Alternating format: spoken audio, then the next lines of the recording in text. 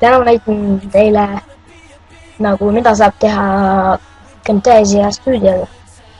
Et praegu mul versioon on Camtasia Studio 7 vist, kui ma ei eksi. Ja ma näitan, mida sellega saab teha. Kõigepealt, nagu te siin näete, siin on calloutsid. Calloutsid saavad pointi nagu kõik.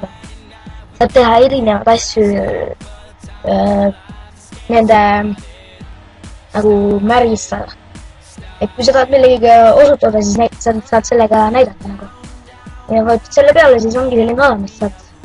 Seda saab 360 keerata ja saab palju asju teha, seda saab värvi muuta. Ja sa saad lihtsalt politsida mõnele asjale, kui sul täitsa eriline asi seal on.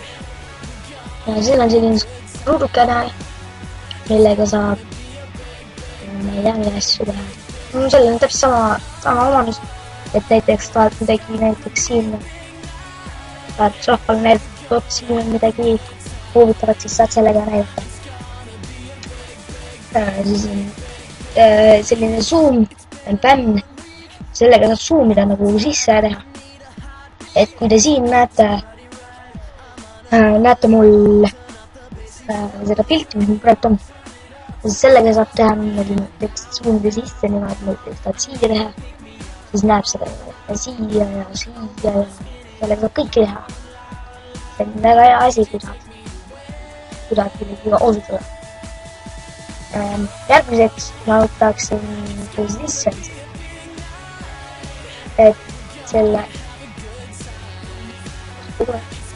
okei, ma näitan selle kursori efekti ära, et siin näitab, kas saab esimene, kas sa näitab üldse kursorit ehk sinu hiirt seal video peal. Siin näitab kursori suurust. Siin näitab, et kas sa tahad highlightida, et kollaseks teha. Spotlightida, et ainult tema näeb või teised nagu tumedaks ja zoomimisklaas nagu. Et see näitab suurendab. Et siin näitab, kui sa vasakut hiire klikke võtad, tulevad sellised asjad või sellised asjad. Ja parema hiire klikuga on täpselt sama asi. Et need üks hetk. Et need head asjad. Ja saab häädida ka enda title clipse näiteks, et need, mis sul seal alguses on. Et nendeks mul on olemas juba. Et ma näitan, kuidas seda introt teha. Et tuleb valida üks see. Selle tõmbad siia. Natuke laed. Ja siia tuleb selline asi.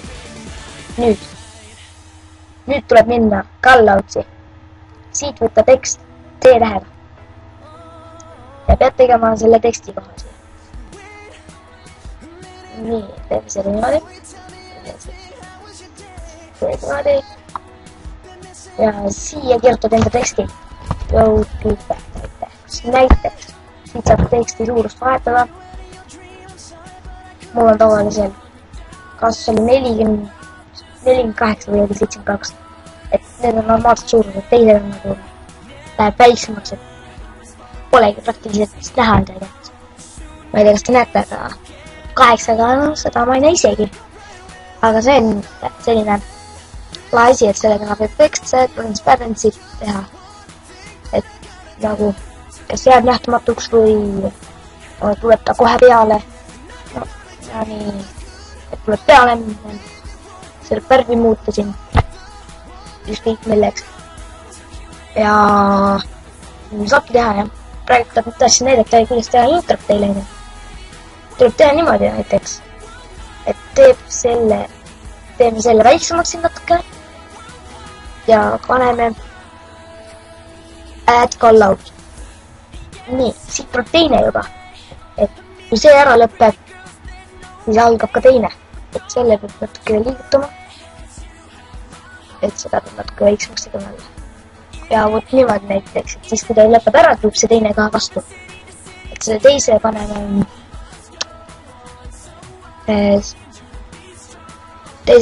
niimoodi siit, võtame selle, selectime. ja mis me siia kirjutame? Kirjutage tere. Terve on küll jama. Näiteks öelda tere. Ja kui me nüüd algusest võtame selle siia, ta näitab niimoodi, et jõudu ja kaob ära, tuleb see tere. MTS stuudio on täitsa hea, et seda on täitsa isegi korralik kasutada. Et see maksab, ma ei mäleta palju ta maksis, aga see maksab vähe. Et vot siin on tal sisse nüüd. Vot sellest sai siis rääkida, et siin, kui see mu intro nagu ära lõpeb, siis kas tuleb, siit saab valida ükskõik niisuguse asja. Sellise, ükskõik saab. Või hästi palju panen siin siia, panen kõik, siis panen siia algusesse. Las ta natuke läheb siit, kirjani. No siit ta läheb niimoodi. Tuleb selline nagu muutus. Niimoodi. Kui ära võtta selle, siis tuleb täitsa tavaline nagu. Siin näete niimoodi, teeb tavaline. Et siis ma pole päris kindel, kas tuleb teine osa juurde.